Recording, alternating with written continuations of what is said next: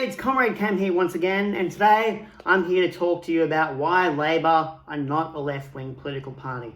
Now, I'm not going to hate on anyone for thinking that they are. It's quite an honest mistake to make because we hear about it a lot in the media, but the truth is they're not. They haven't been for a long time, and I'm going to explain to you now why. Basically, what happened in the late 70s, there was the Whitlam dismissal, where Malcolm Fraser took over after Scott Whitlam was dismissed by the Governor-General in essentially what was a coup to get rid of the Labor government and to stop the Whitlam government from nationalising our mining industry and basically becoming a republic and breaking away from the British Commonwealth. So around the same sort of time, two things happened. In the US, Ronald Reagan became the President of the United States and Margaret Thatcher became the Prime Minister of England. Now these two people had very similar political ideologies. They were both quite fans of a new political idea that had come to the fore, in the past few years, was the concept of neoliberalism. And what's neoliberalism, you ask? Well, neoliberalism is a neo form of liberalism, which is a classic conservative sort of political ideology that came about during the Enlightenment. And neoliberalism was sort of a more advanced, capitalism-friendly version of that, which really valued competition and business and enterprise over a sense of community, social programs, and things like that. It really advocated that sense of, pulling yourself up by your bootstraps, individual freedoms, individual rights. Your problems are your responsibility. Why should the government have anything to do with that? That's your problem. We shouldn't help you, We're about competition, free markets, all that sort of stuff, and the rampant laissez-faire sort of capitalism. That's what neoliberalism was all about. So, this happened this took form in the 80s, and it became quite a popular new political ethos sort of thing. And a lot of other countries took it on. Australia it was quite delayed here. It didn't really take hold in Australia till the term of the Howard government in the mid-90s. But, during that time, it took hold in Europe and US, North America, and other places. And basically what it did was it drove the political compass further to the right, because a lot of these conservative parties, conservative governments were in power, and they embraced neoliberalism, but was more right-wing, more of a right-wing ideology than traditional conservatism. And so what happened is this, it's sort of like a blowback for that.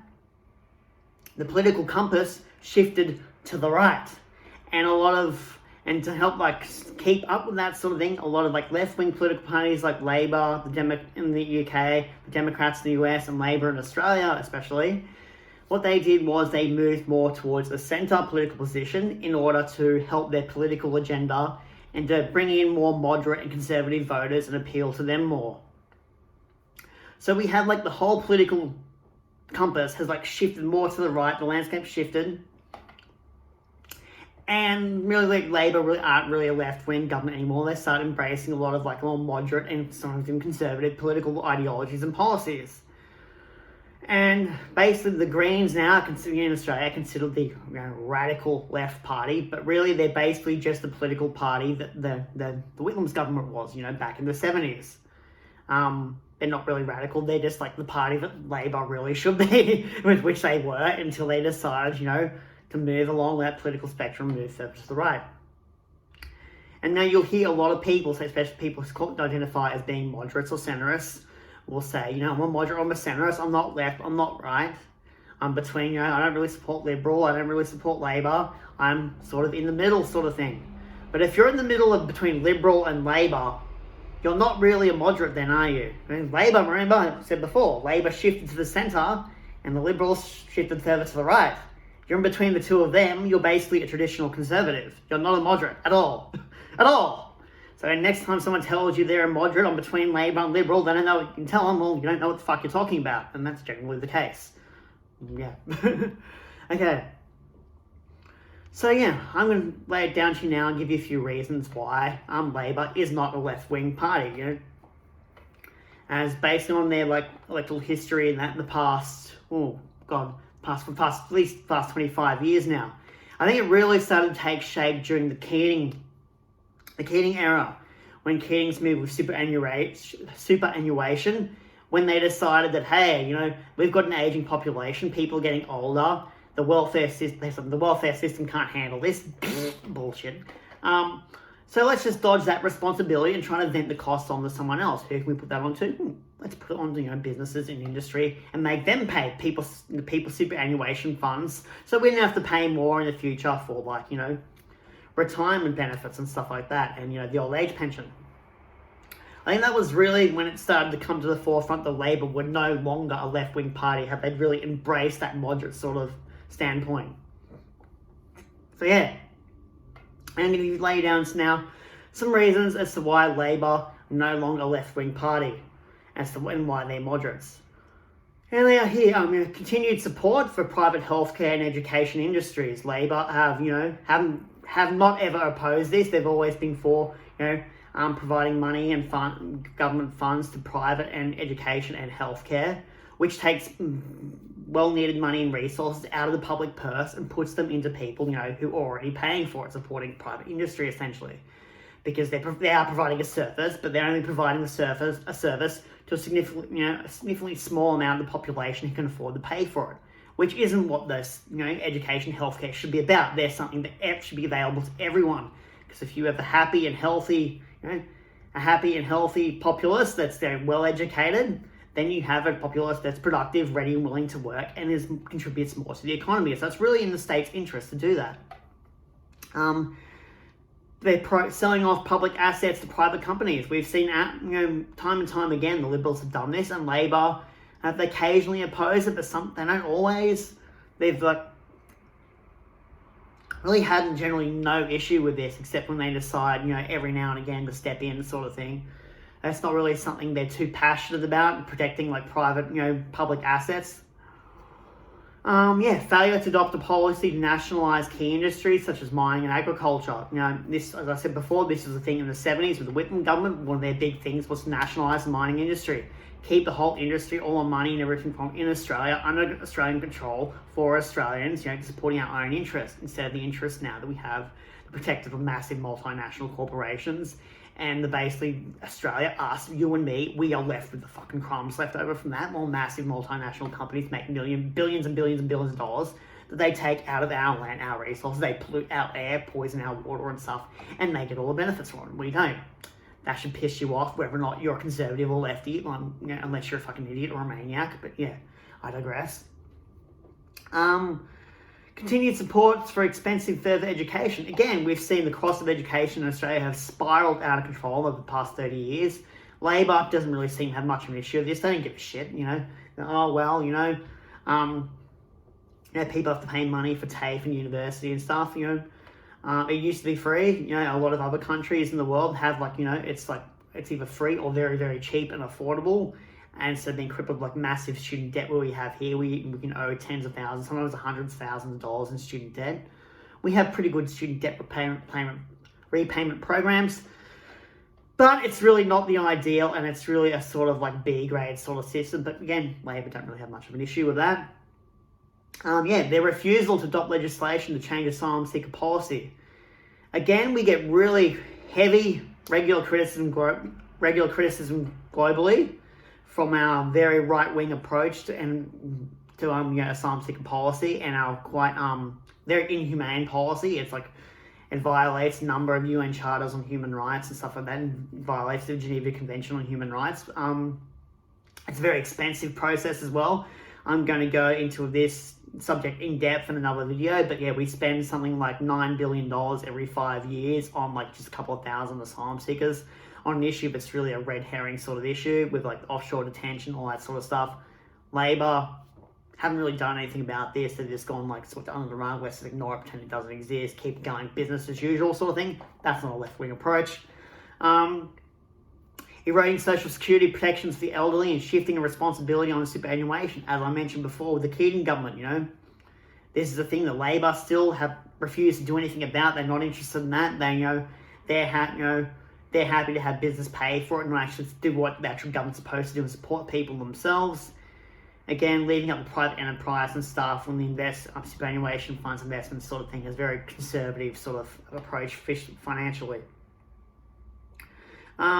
Continued failure to adopt recommended policies for environmental protections. This is another one, that Labor have really dropped the ball on,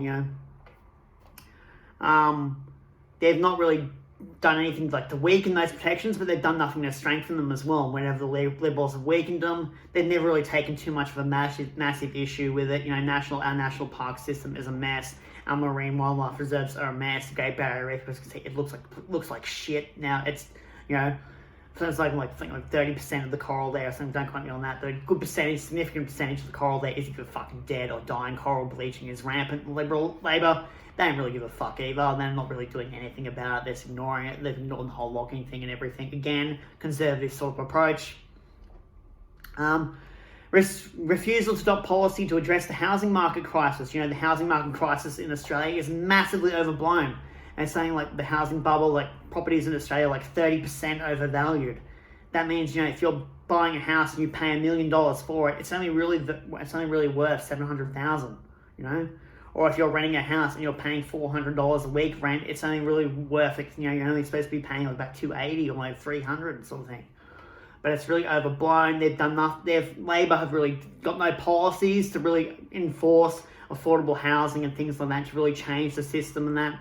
There's the big foreign national investment in that. There's the whole thing with negative gearing and all that sort of stuff that really blows up the price. Labor don't really have much of a plan for that. Every now and again, they'll come up with a little scheme or something here and there just to make it look like to apply damage control, put some band-aids on it, but it never really amounts to much. A big one here was the failure to support gay marriage legislation by numerous key party figures. You remember when Penny Wong actively campaigned against gay marriage despite being a lesbian herself? This is like back in 2011, 2012, maybe a little bit before then.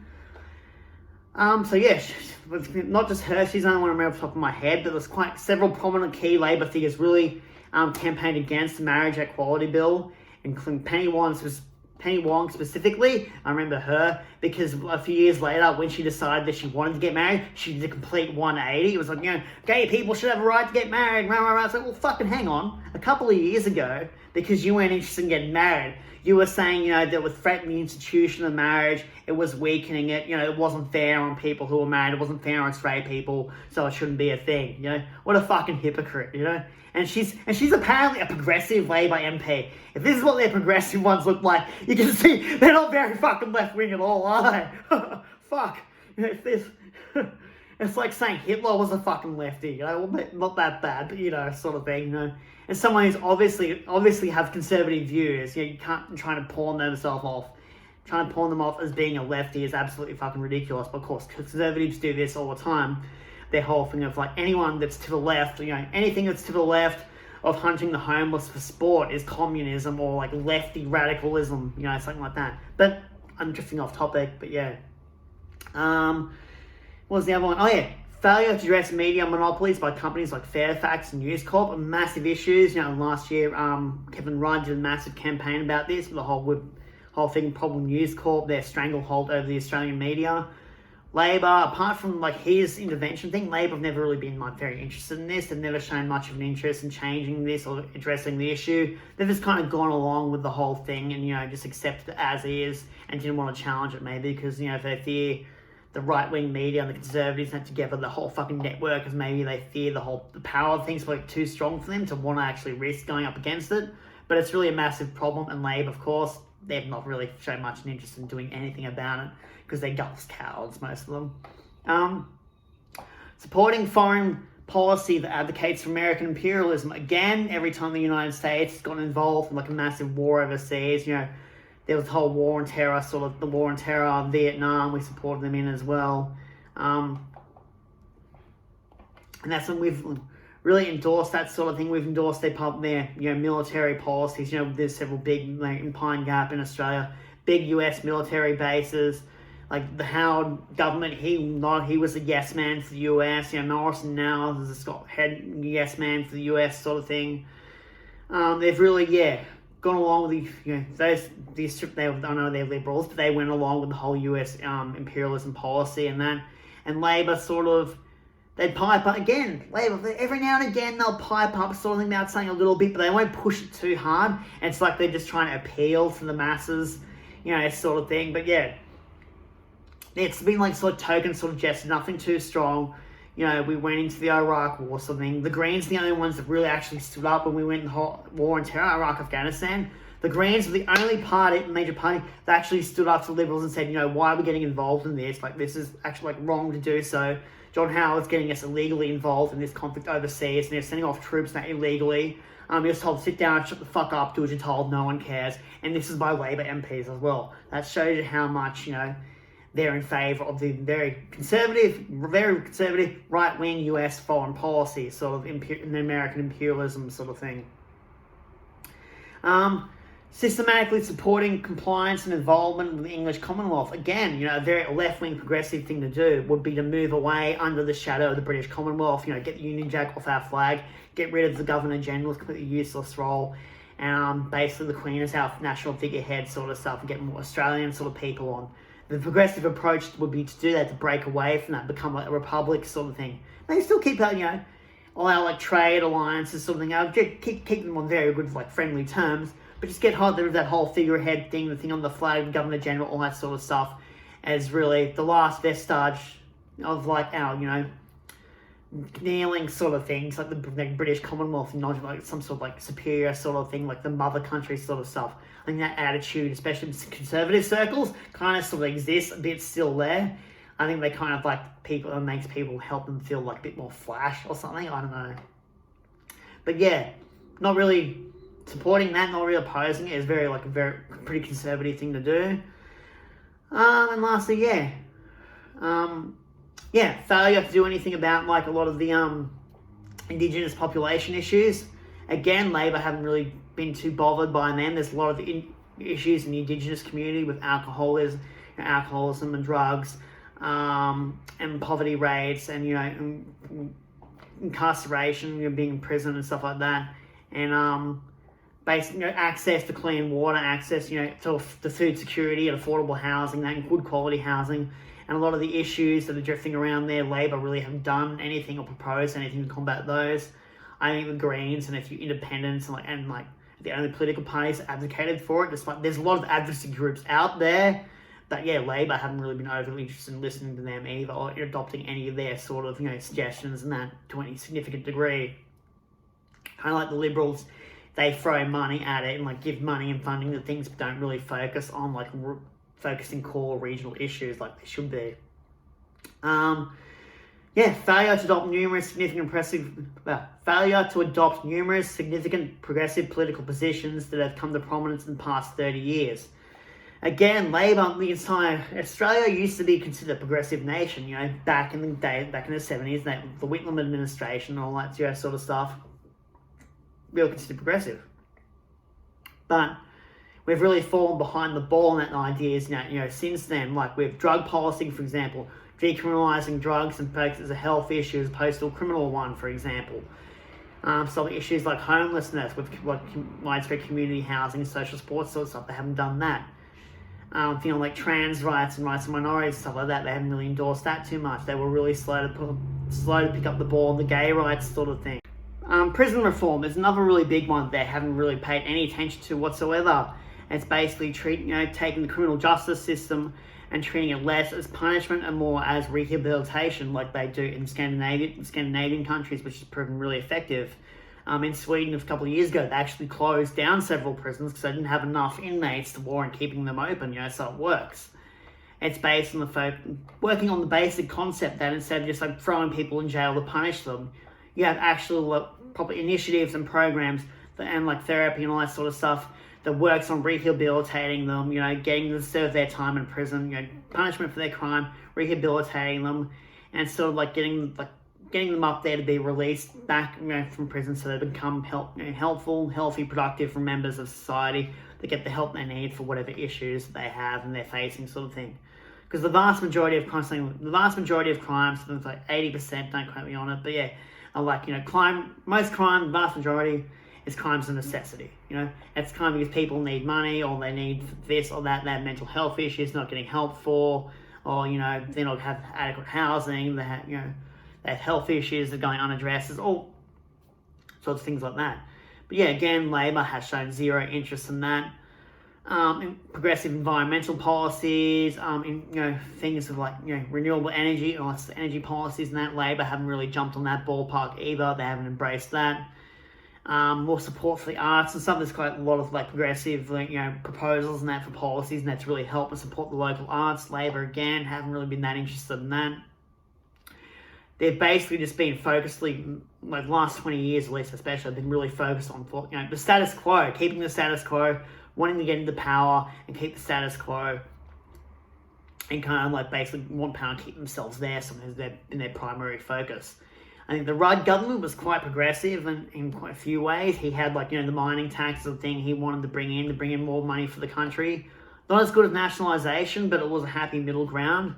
The carbon tax, and obviously a big thing he wanted to bring in. You got the NBN, Labor's a big fucking infrastructure plan. Hey, when was the last time Labor, apart from that, when was the last time you can remember Labor had a big infrastructure plan? I can't think of one. I tried to think of one before this video. I could not think of anything. There's no massive infrastructure projects, no big progressive infrastructure projects to help industry, manufacturing, to get jobs, no construction sort of thing like that. It's all, very blasé sort of thing, and we'll just go along with the crowd. That's not left-wing, that's not progressive, that's basically they're centrist, appealing to the status quo, wanting to win votes, keeping power sort of thing. And they've become quite a weak and limp-wristed sort of party as a result of all that. I still think, overall, Labor infinitely, million times more preferable than the Liberals because they are far better economic managers. You can look that up. I think it was Wayne Swan was voted the best economic manager in the world at the time when he was in power, when he was in his position. I mean, Labor got us through the global financial crisis with their policies were bang on, really good. The stimulus package they did, very progressive policy. They got us really good through that. And of course, Rudd helped devise a whole economic plan for that sort of thing, and his template for a strong economy. And Australia's always overall been pretty good with a strong economics because we're constant policy reform. But his thing was quite revolutionary. Of course, they've got our power. Gillard didn't follow it, the Liberals didn't follow it, and now we're in a recession because of it. When in other countries like Thailand and stuff, we actually did follow the plan, are actually doing very well economically and aren't in a recession because they followed that plan instead of ScoMo's blah blah, let's see what happens sort of deal. But yeah, I'm rambling a bit now, but that's basically my whole speech and my argument as to why Labor is not a left-wing political party, and they haven't been for a long time, and to be honest, they're unlikely to ever be a left-wing party again. They're going to be the centrist sort of position. But yeah, that's all for now, guys. I'll be back soon with another video, and I'll see you later.